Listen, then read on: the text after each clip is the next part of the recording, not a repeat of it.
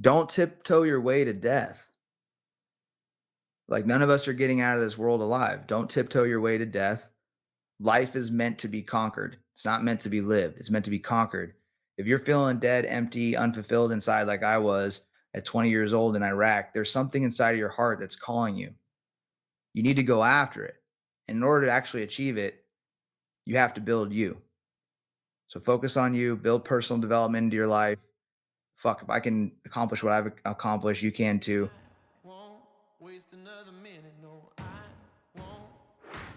Here's the $1,000,000 question.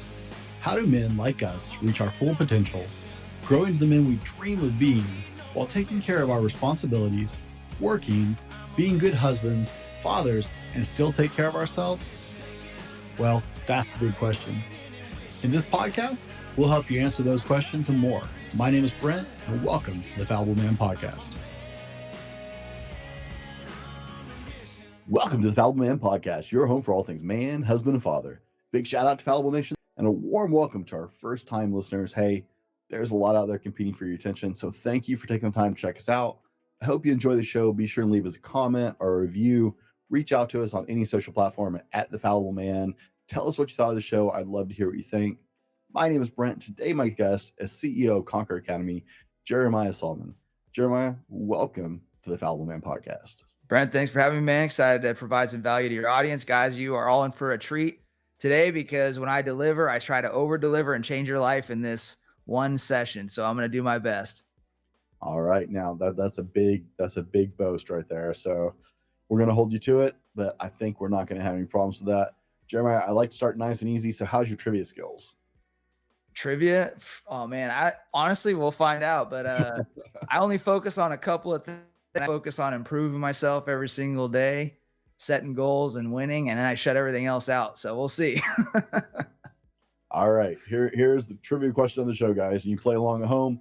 How many plays do people generally believe that William Shakespeare wrote? Is it A, 17, B, 27, C, 37, or D, 47? How many do people believe? They probably believe you wrote the most, whatever the top number was, 37 Okay, or so something. 47 is your guess. All right, guys, you know the rules. Play along with us. Write it down. Unless you're driving, for God's sake, don't write if you're driving. Remember your answer. Don't cheat. And we'll come back to that later. Now, Jeremiah, I'm not big in introductions. No one gives a crap about accolades. So in this moment today, who is Jeramiah Solven? Man, a guy that's failed forward, accomplished some victories, fought some battles, and improved himself tremendously from a small, shy kid from a little town. I mean, I see myself as a guy that's constantly just trying to push the needle and grow. I'm just a guy that is obsessed with growth. I come from a town of like 300 people. I hunted bears as a kid, grew up in the mountains of Northern California. I was sheltered, wanted to be an athlete, failed at that, went to was a college dropout, enlisted into the military, was an enlisted engineer. So I wasn't even like in a combat arms role. I was just in a support role. And when I got to Iraq at 20, I turned 20 and 21 in Iraq, realized that I had quit on my dreams and really didn't stretch myself in life and try to accomplish much after high school, and decided to change it all, decided to go after a dream. And I decided to become an infantry officer, pursue a career in special operations. And after about 7 years of chasing that dream, I landed my dream job in the 75th Ranger Regiment as a Strike Force 1 Ranger platoon leader. Our platoon was selected to go overseas in Afghanistan and go do high-value target raids against enemy combatants of the United States. So basically, really bad dudes that the president had visibility of. So I went from like, I always tell people the contrast here is when I first came into the military, I was like playing flag football. Not even that. I was like the water boy of the flag football team. And then when one of the apexes of my career, one of the highlights of it was serving in the 75th. And so I made it to the NFL. And then our platoon was selected to go overseas and basically play in the Super Bowl. So it was a huge transformation for me. After that, I became an infantry company commander. I led 130 soldiers on my 4th combat deployment to Afghanistan, and had 1 to Iraq, 3 to Afghanistan. After that deployment, I was soul searching life, trying to figure out what was next. I ran 100 miles in the Colorado Rockies, and it was on that race that I decided to get out of the military, chase my calling of building leaders. And I had already been coaching executives while I was an active duty commander, and I just went all in on that. And so today, what I do is I help people and companies achieve their goals. I help them with mindset, leadership, success, and just overall winning. I think that winning is like the highest form of respect for the people that believe in you. And I think that we live in a world where people are constantly settling. And that's why a lot of people are miserable in life. At least that's what it was for me. When I had settled and I had just kind of drifted in life, I found myself in Iraq, unfulfilled, unhappy, and just soul searching in life. And so the happiest times in my life have come from periods where I'm chasing progress. I'm constantly trying to make progress. And so that's who I am today. And I'm a husband. I have a dog, my wife, and we're here in Florida. I'm originally from California, and I just love to challenge myself and continue to improve and improve others. Jeremiah, if you won $10 million tomorrow, what would you spend it on? Uh, 10 mil? Spend or invest? What do you want me to do? Is this like That's your choice. Well, how would you spend $10 million if you won tomorrow? there's some, I would divvy it up just like I always do. I would follow the this is a complex answer, but there's a book called Profit First. I follow that structure, but I would donate some, I'd put some into the company, and then I'd throw some more into investments that I'm currently in. It's pretty simple. Philanthropy, I put some into philanthropy, I put some into the business. Same thing I do with all my money every time, just more of it. What's your best playground insult? Plus best playground Now, insult. I have high expectations with you being a military guy. Just let me put that out there. Best playground insult. I don't know. What the one that's ringing is like, I know you are, but what am I? But is that an insult? I don't know if that's an insult. I got none. What's yours? My best playground insult? I was always big into fart knocker. That was always a big one for me. I like that one. Yeah. Booger eater, fart knocker. Right. Dude, I don't know, man. Talk about some curveball questions. We like to start with a little fun. What purchase of $100 or less have you made in the last year that's had the most significant impact on your life? Meal prep. Yeah, meal prep. So, I have this company, Nutre, that I coach and mentored, and they're a family-owned business that owns they have a handful of restaurants and a food prepping business. But I order my meal prep from that company, and that most of those orders are under $100. And meal prep is a great way to make things efficient, effective, and take care of your health. That's been a great investment. I love it. All right. Yeah. What is your biggest personal pet peeve? Biggest, I would say a top one is one that I'm currently on is I'm like OCD with my drinks in the refrigerator. So I got to have all the labels facing one direction inside of the refrigerator. That's like a big one right now. I totally message you up if someone just sticks it in there. Oh, big time. I'll like stop everything I'm doing and fix it. Okay. What is an insult you've received that you are proud of? Someone thought they were being a jackass, and you're like, "Yeah, I'm good with that." Yeah. Well, I was told I wasn't going to make much of an officer when I first came into the military.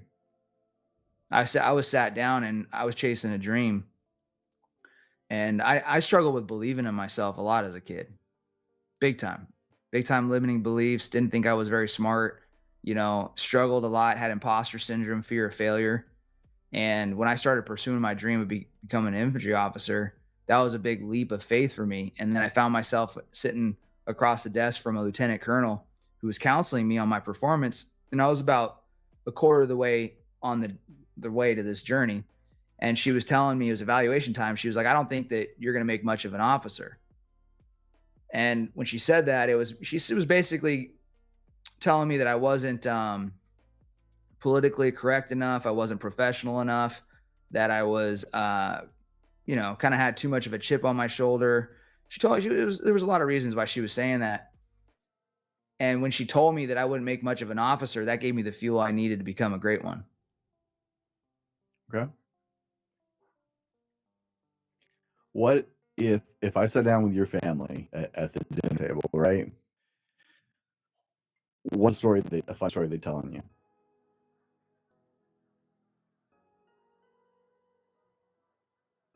I mean, most of the time, if you sit down with my family, you start talking about childhood stories, they're gonna share bear hunting stories.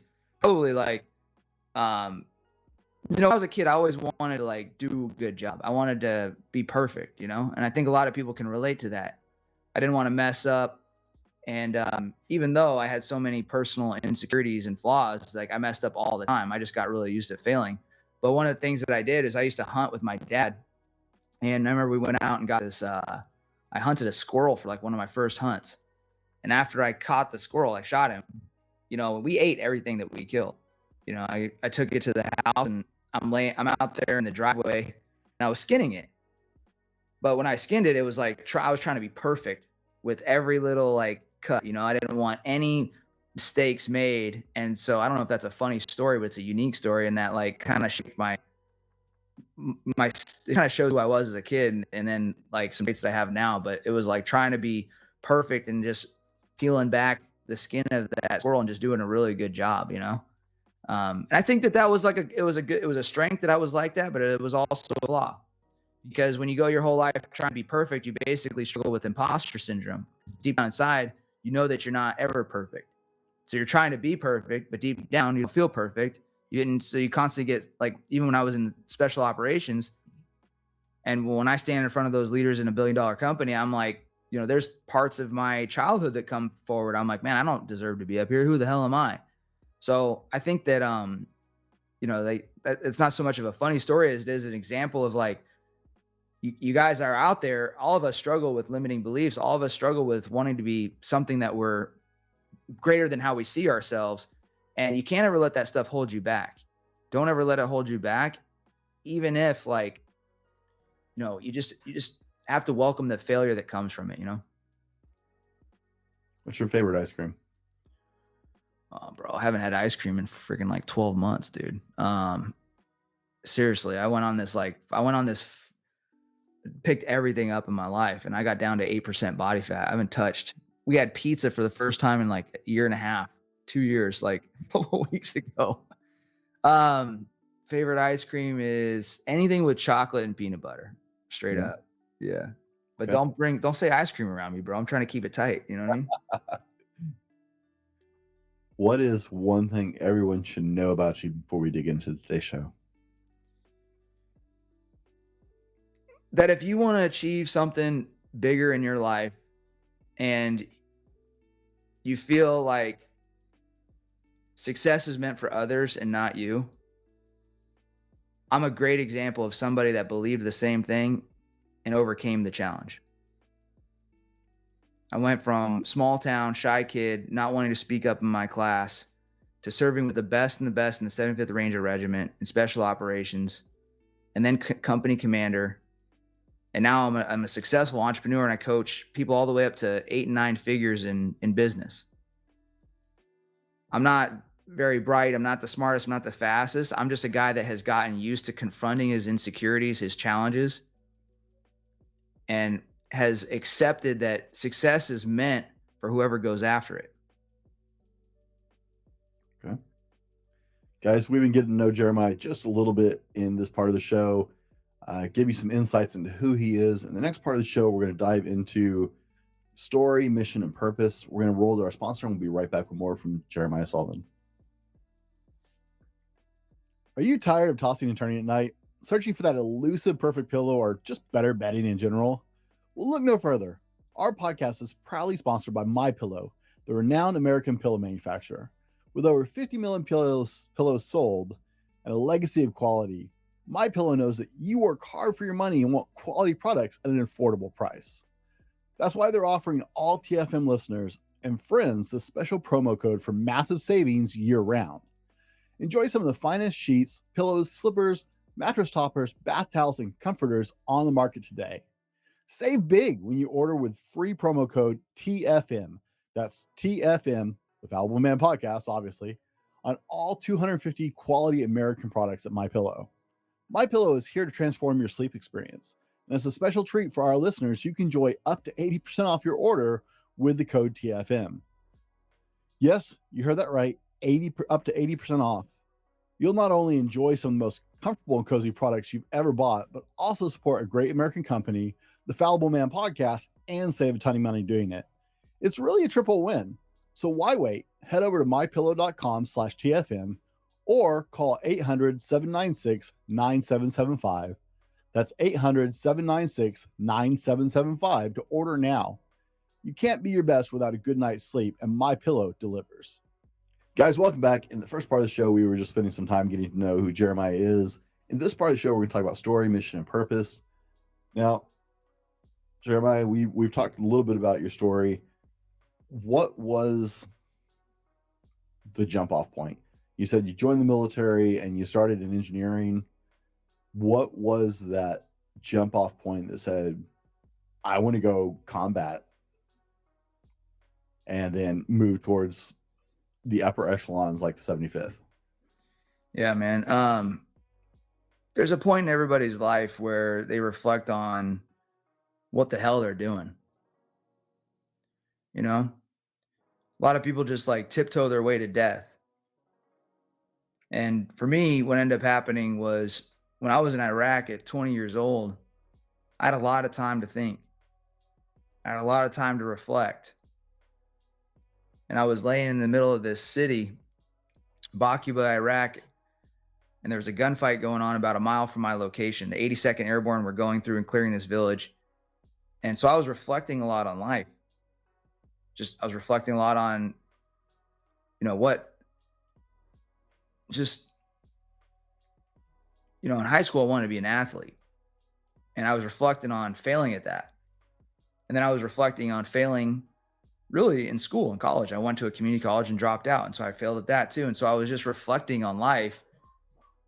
And as I'm sitting there in Iraq and the 82nd going through clearing this village, I'm like, bro, you gave up on yourself. You didn't actually go after any dreams. You settled. You conformed. You drifted. And war will do that to you. War will make you think about life. It'll make you think about what's important to you. And time away and time alone will make you think about what's important to you. So as the 82nd was going through and clearing that village, I was laying there in the middle of the night looking up at the stars. And I'm like, what the hell am I doing with my life? And I had this warrior's call. Everybody has a warrior's call inside of them. And that's just basically a calling to do something greater than what you're currently doing. So there was this calling inside of me. And I said, I shouldn't be over here putting in this patrol base as an engineer. I should be over there in that gunfight. And really what was happening was my conscience was calling me. My conscience was telling me, bro, like, go be the hero. Go pursue the dream. Go do something significant with your life. And I realized I had nothing to lose. I saw people, we had an officer in our unit that was killed by a roadside bomb. He died in his early 20s. Great officer. Numerous guys in my unit got hit by IEDs, blown up. And fortunately, I wasn't exposed to any of that. Nothing happened to me, but when there's chaos going on all around you, you can't help but to reflect on life.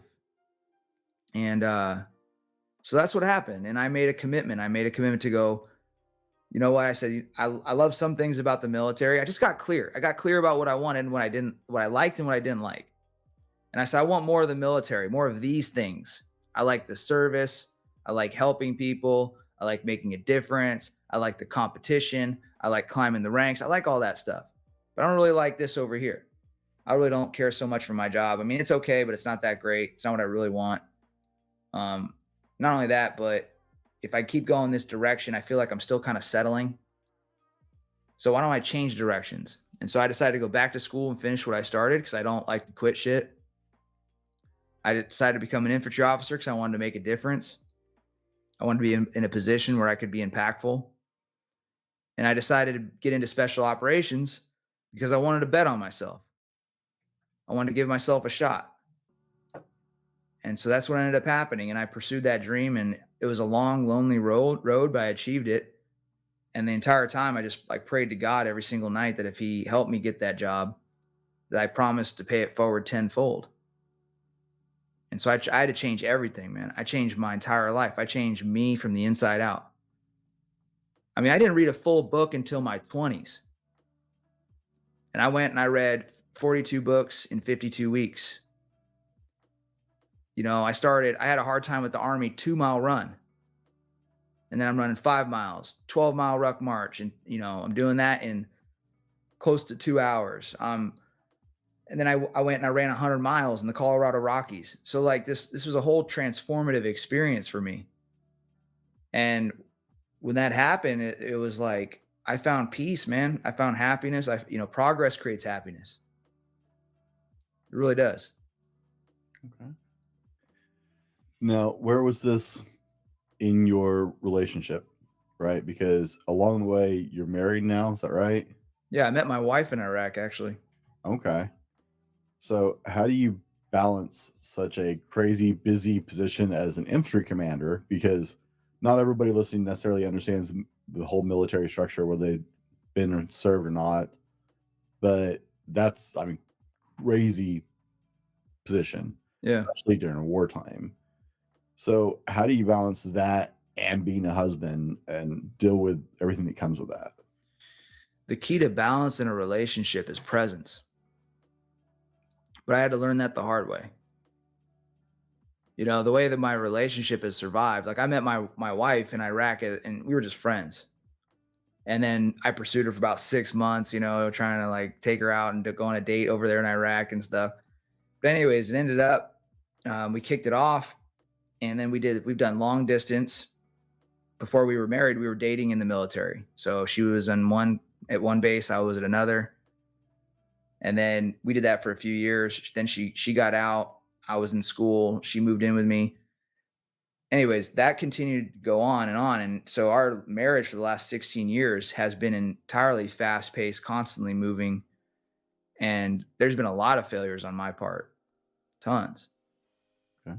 I remember I came back from a deployment, and I was still adjusting to society.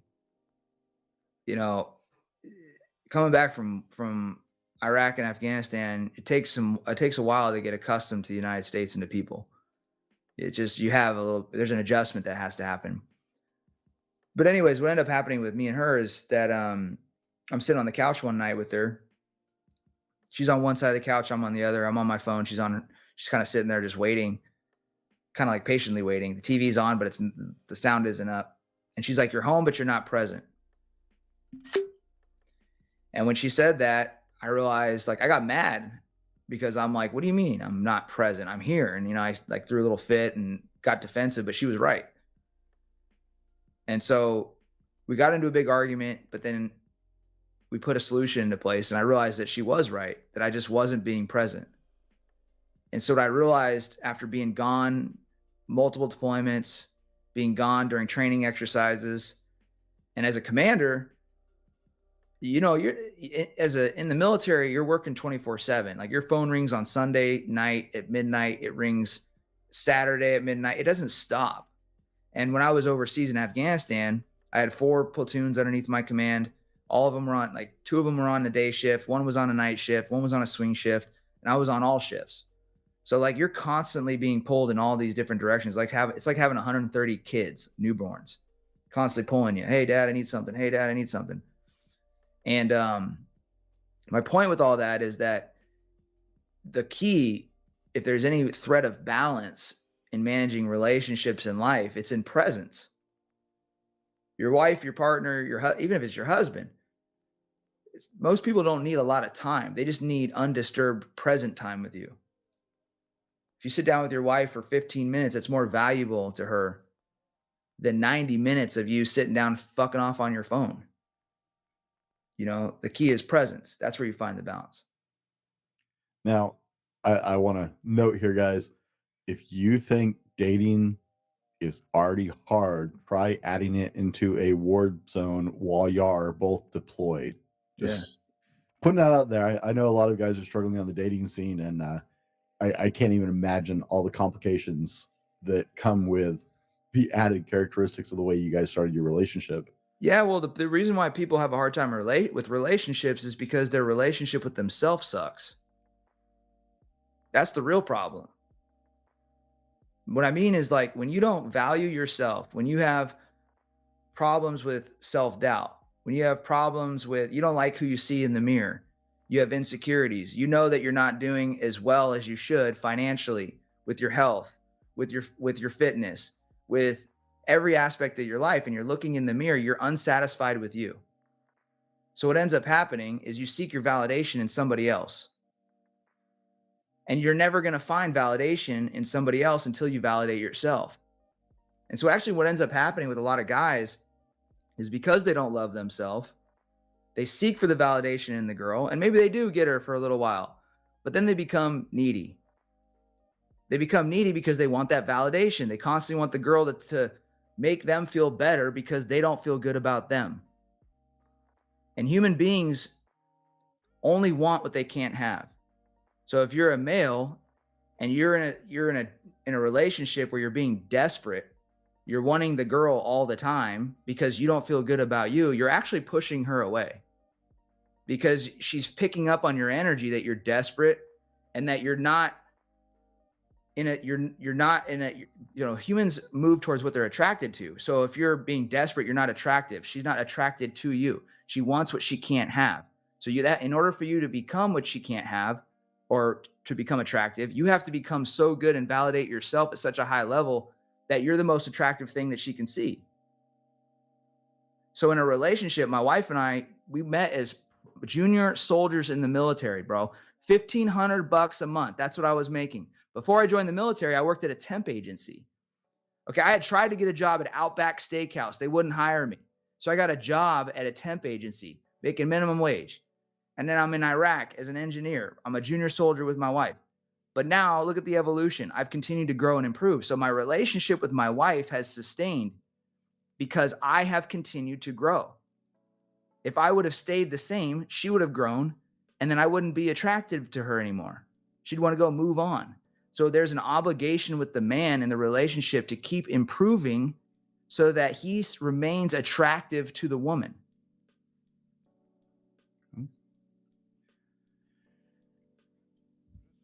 It's like leadership, bro. Yeah. Like, do you really want to follow a leader that you're not, like, you don't respect? No, you don't.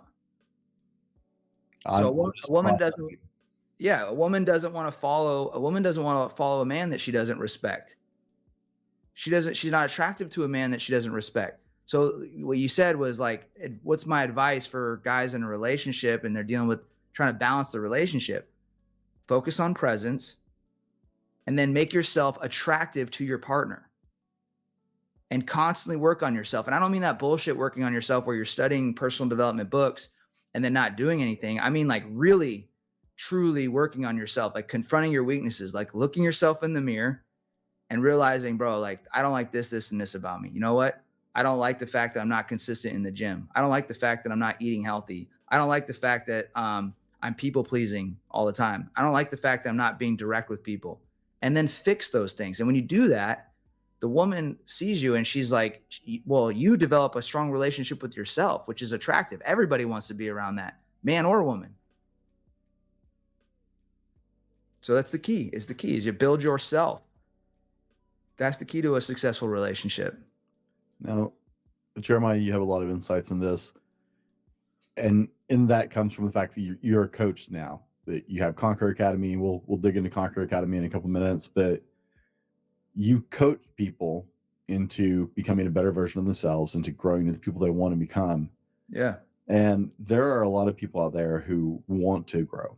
They're scared of it or whatever, but they want to, whether they want to admit it or not. What are some of the common problems that you run into, right? I'm not going to ask for specific about your clients, but you work with several people. You work with quite a few people, getting into the research. So what are some of the common things that you see over and over again with people? Yeah. A lot of people spend a long periods of time going in circles trying to get results in their life when they haven't built a strong foundation for success.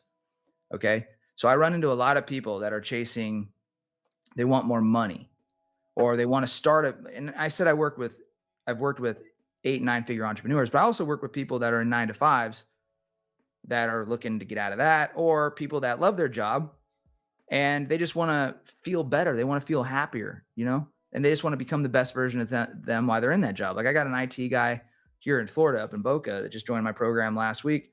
He got out of a relationship and it just like destroyed him. And he follows me on social media and he was like asking me what to do. And I told him, I said, bro, right now you just need to rebuild yourself and become so fucking good that you don't care about that last relationship, that you value you more than you value you in the relationship. And so now he's getting absolutely chopped up. He's getting shredded. So what I do with people and I just take them through the process that helped me create me. And what I had to do was establish a strong foundation for personal success. So when I work with somebody, a lot of times they're chasing something. They want, like you said, they want a better relationship, or they want more money, or they want a different job, or they want to start a business. But none of those things are sustainable until you build the leader, until you build the man or the woman. You build the person and you make them a high quality leader. Because in order for any business to succeed, in order for any relationship to succeed, in order for you to make any long-term sustainable money and wealth, you have to become the person that builds those things and has those things. So I'll use business as an example. If you want to build a business, which a lot of people do these days, but they keep failing at it, they keep going in circles. And the reason why is because they haven't built themselves up into being the person that's mentally tough, that's consistent 7 days a week, that's cut out the bad habits like drinking, partying, the lifestyle. They haven't worked on their personal weaknesses like people pleasing. How far in life do you think that you're really going to go?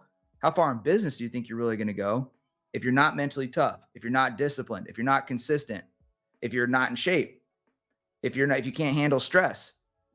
How far do you think you're really going to go? You're not going to go very far. So when I work with somebody, yeah, I get clear about what they want. But what I really do is I help build them. So the common thing that I find in a lot of people is that they're chasing a symptom of the problem. They feel lack inside, so they're chasing money. They feel lonely inside, so they're chasing the relationship. They feel unfulfilled inside, so they're looking for the new job.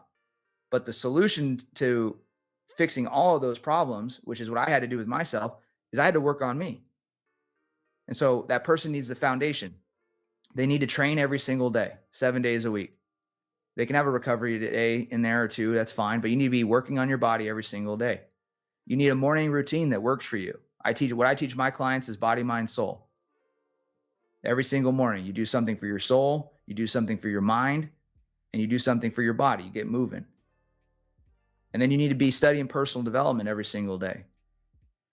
And then you need to have a process or a program that you follow that validates you, so that regardless of your results, when you lay down at night, you feel good about you. I can have an absolute shit show of a day. I could be failing in all of my results. But if I have a process that I follow, and I know that if I check all those blocks and I lay down at night, regardless of the results that I have or don't have in my life, I'm going to feel good about me. I can still be happy regardless of my results. That's what a person needs to focus on. They need to build the foundation for success. And that's what I find in a lot of people that they don't have. Struggling to catch quality Z's at night? It's time to change that narrative. Sleep isn't just a luxury. It's the crucial component for your overall well-being. From managing your weight to boosting muscle growth, reducing stress, and even enhancing your daily performance, sleep plays a vital role. Are you ready to level up your sleep game, get a better night's sleep overall? Then look no further than ghostbed.com. Join me in experiencing the difference with GhostBed. It's been a game changer for my sleep routine over the years. That's why here at the Fallible Man podcast, we're honored to partner with our sponsor, ghostbed.com, to bring you this discount. So head to ghostbed.com, unlock a sweet 30% discount on your order using the code fallible. Don't wait any longer to upgrade your sleep quality. Let's make tonight the start of a better sleep and a better day is ahead. Now, let's dive back into the show. What are the I want to keep going on this line. So what I hear is a lot of people don't have the right mindset going into this. Their mind's not right first. And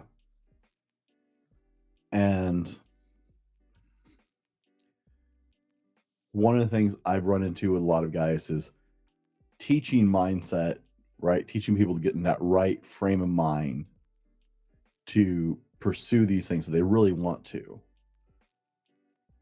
It's a lot of work. It's difficult for a lot of people to get there. It's the hardest thing you'll ever do. And they start oftentimes with screwing up with just even setting their goals. Now that's my experience working with people. What mistake do people start with when they're setting these objectives? Is it just not setting goals is a conscious activity. Achieving your goals is a subconscious activity. Okay, so your conscious mind is basically like it's your thinking mind. Whenever you want to apply yourself to something, you can sit down and focus on it, right? But your mind is a lot like an iceberg, where the tip of the iceberg is your conscious mind. So if I teach you to shoot a gun for the first time, you're going to really think about where your hands need to go.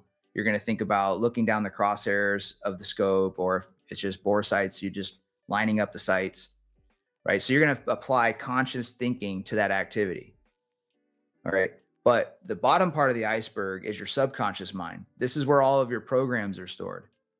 All right. Your programs are all your habitual habits, behaviors, and even self-talk. Okay. Your subconscious mind is what makes you when you're not actively thinking. All right. An example of a program that's stored in your subconscious mind is the language that you speak. You don't have to think about speaking English. You just do it, right? So your subconscious mind stores all these programs that you learn in your life, and then you call on them when you need them, right? That's why you can speak English without thinking about it. You've absorbed it. And how did you learn English? You didn't learn it by reading and writing. You actually learned how to speak English by absorbing it and listening to other people before you were able to read and write.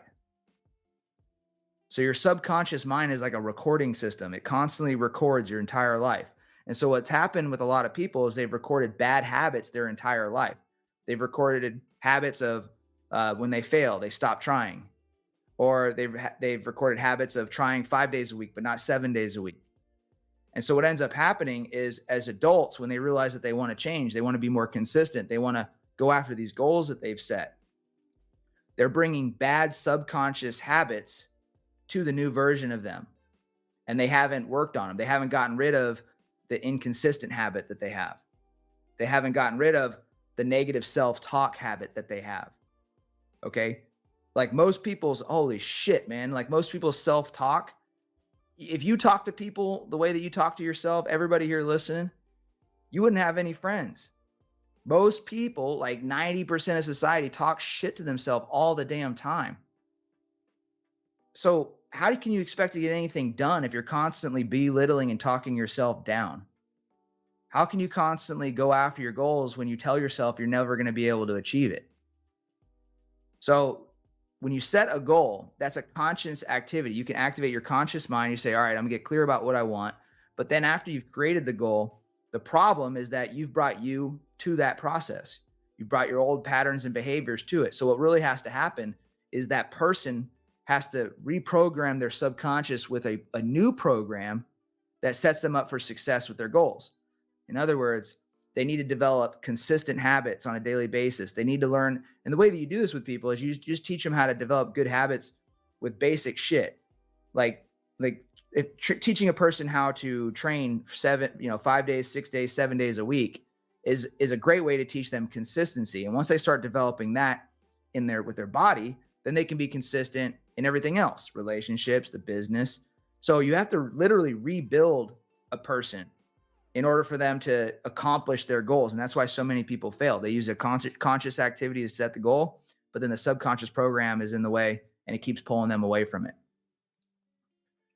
Jeremiah, if somebody wanted to start now, they're hearing this and they're going, I want more.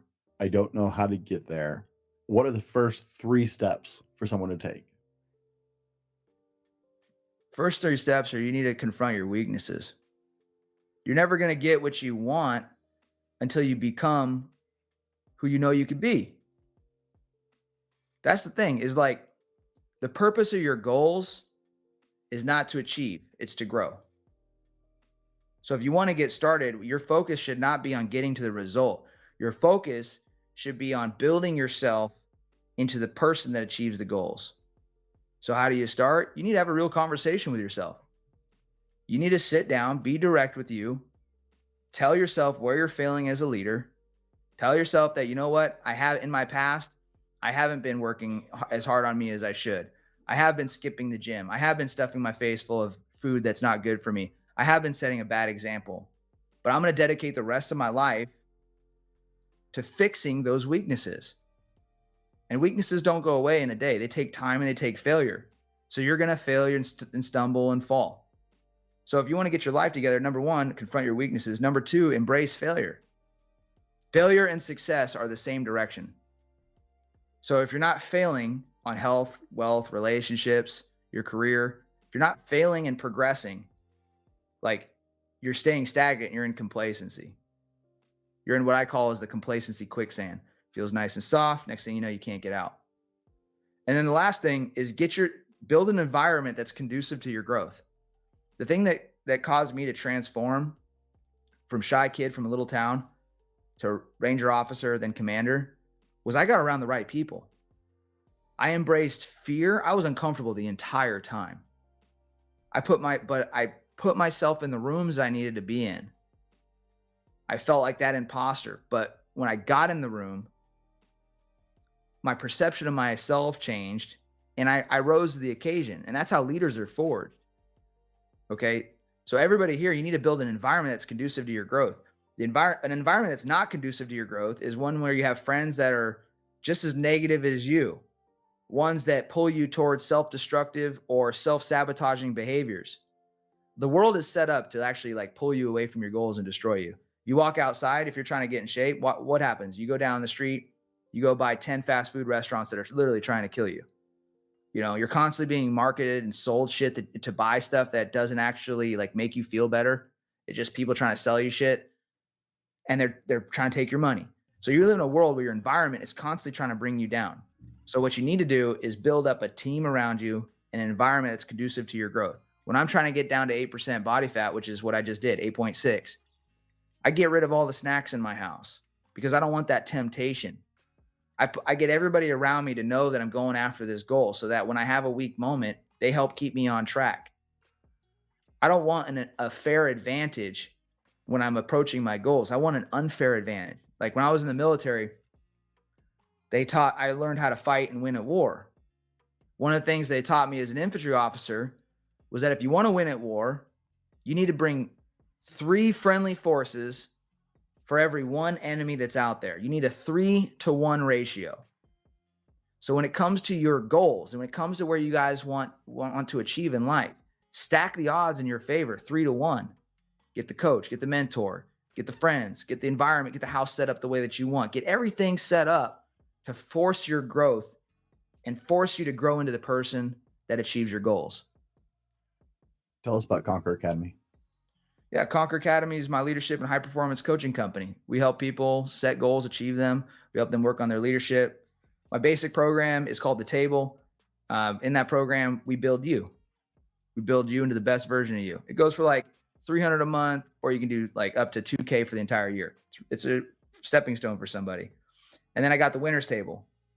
The winner's table is where I help you build the dream life that you want, help you get out of your 9-to-5. I teach you elite level mindset, how to think your way to your goal using the mental Gerber. The mental Gerber is a tool that I teach my students to help them accomplish every goal that they set out. It includes things like your imagination, your perception, your self-talk. There's a bunch of different tools. There's 9 tools inside of it. I teach you decision-making, how to make fast decisions, because most people aren't actually separated from their goal by time. They're actually separated by their goal by decision. Like if you eat, like if you want to get in shape, right? Is it time that's stopping you from getting in shape, or is it decision? It's decision. The decision to go to the gym, the decision to eat the right meal, the decision to hire the trainer that you want to hire, whatever it is. So it's decision that collapses the timeline to goal. So I teach decision making, and we help build the dream life. And then I have one-on-one with me. So if anybody wants that extra accountability, special treatment where they're just sitting down one-on-one with me across time to achieve their goals and grow their companies, they have that option as well. What's the next big project for you? I've been doing more of this, like more speaking, just telling my story on podcasts. And, you know, I got my Conquer Quest events. So I do in-person leadership events where I teach mission planning, team building, communication, and decision-making under pressure. And so I've been running those. And my next one is in California on January 12th. We're going to do a James Bond theme, 007 theme. So you're going to shoot guns, jump out of planes, drive fast cars, and I'm going to teach you leadership and mission planning and success along the way. So yeah, it's just doubling down and building out the Conquer Quest events. It's helping more people improve their lives, and it's speaking more, getting on more podcasts, and helping, sharing this message of just chasing the best version of you and going after the things that, you really want to go after in life, chasing your dreams. Where's the best place for people to find you?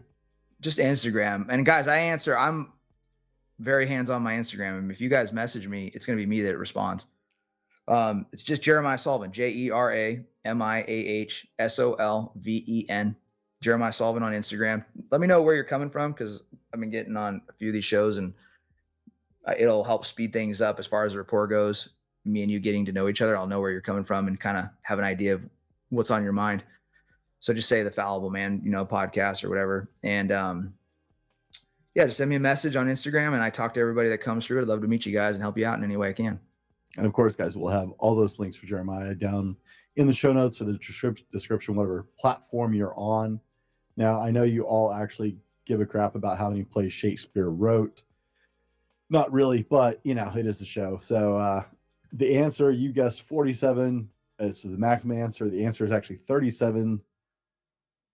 It's a really big book. I have the complete works of Shakespeare. I've had it since I was a kid. It's like a book. It's huge. Well, hold on. The question was how many does most people think he wrote, right? Yeah. Or is it how many did he write? The question is how many plays do most people generally believe he wrote? And the answer is 37. Oh, they believe 37. So there's a couple. How many did he write? I want to say it's like 43. Okay. He ghost wrote a couple under a pseudonym. Okay. That aren't always, most people don't know, are attributed to him. All right. But you have to be like a really big theater nerd like I was in high school to know that most of the time. Yeah. Jeramiah, if the people listening hear nothing else today, absolutely nothing else of this show, what do you want them to take away from this? Don't tiptoe your way to death. Like, none of us are getting out of this world alive. Don't tiptoe your way to death. Life is meant to be conquered. It's not meant to be lived. It's meant to be conquered. If you're feeling dead, empty, unfulfilled inside like I was at 20 years old in Iraq, there's something inside of your heart that's calling you. You need to go after it. And in order to actually achieve it, you have to build you. So focus on you, build personal development into your life. If I can accomplish what I've accomplished, you can too. And if you need help and support, hit me up on Instagram, because I'll love to help you out along the way. But that's my message: is life's not meant to be lived; it's meant to be conquered. All right, guys. For Jeramiah and myself, thanks for hanging out with us today. Be better tomorrow because of what you do today, and we'll see you on the next one. This has been the Fallible Man Podcast, your home for everything man, husband, and father. Be sure to subscribe so you don't miss a show. Head over to www.thefallibleman.com for more content and get your own Fallible Man gear.